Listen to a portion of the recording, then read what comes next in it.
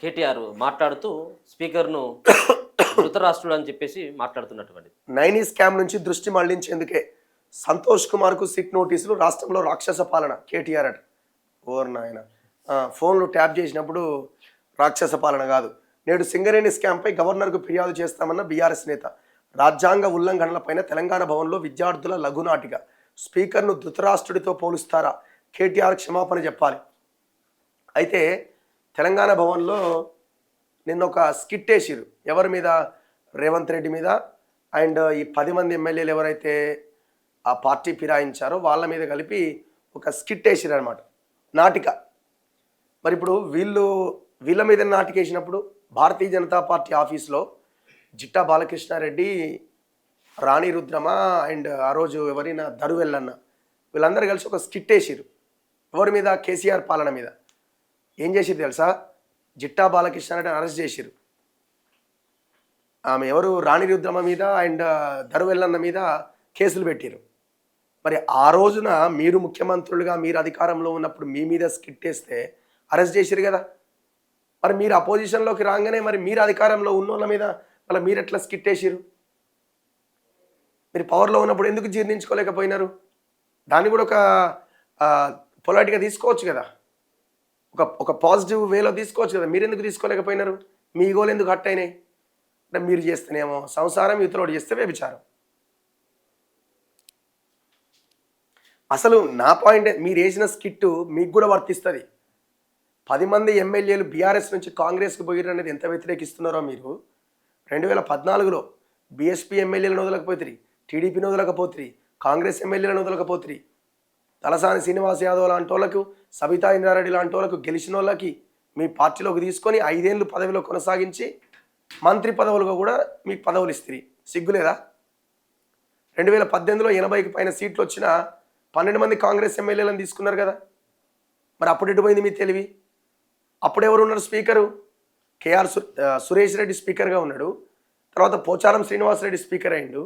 Madhusudanacharya speaker ఉన్నాడు. మరి వాళ్ళు కూడా ధృతరాష్ట్రులేనా ఆ రోజున? వాళ్ళు మీరు అదే చేసారు, వీళ్ళు అదే చేస్తున్నారు. అంత దొంగలే. ఒకరి మీద ఒకటి స్కిట్లు వేసుకుంటున్నారు. అది కూడా చూపలేదు స్కిట్. వాట్సాప్ ఇగో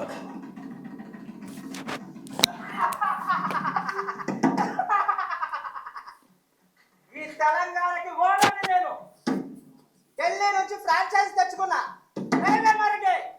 బీఆర్ఎస్ పార్టీ ఎమ్మెల్యే అందరూ కొనేవయ్యా. ఈ గుడ్డలు ఎందుకు మరి?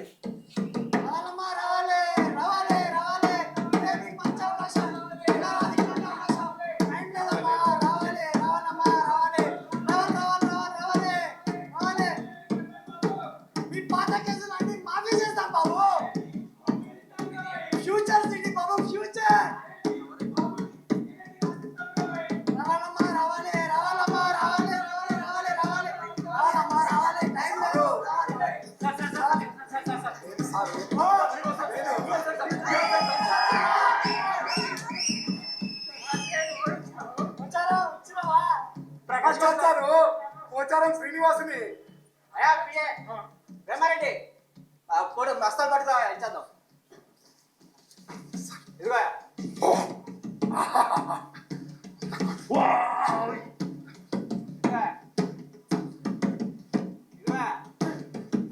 అన్నా, ఈ 100 కోట్లు నాకు సరిపోవు.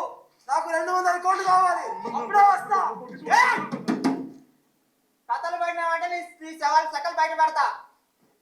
ఎంత ఇస్తే అంతే తీసుకో, మూసుకునే. నా సంగతి తెలుసుగా? అదే తెలుసుగా. ఇచ్చాను ఇచ్చాను. అయ్యా చాలు, పాటి చాలు.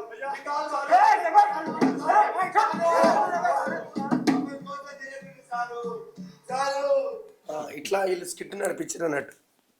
ఇప్పుడు అంత బాగానే ఉంది. ఇప్పుడు అల్లున్న పోచారం శ్రీనివాసరెడ్డి అప్పుడు స్పీకర్గా ధృతరాష్ట్రుడేగా. మరి ఇప్పుడు ఆయన ఇళ్ళకి వచ్చిండు. ఇన్లోడు అనలా, లోడు ఇళ్ళ. వీడు దొంగే, వాడు దొంగే, అందరు దొంగలే. ఎవడిల్లా?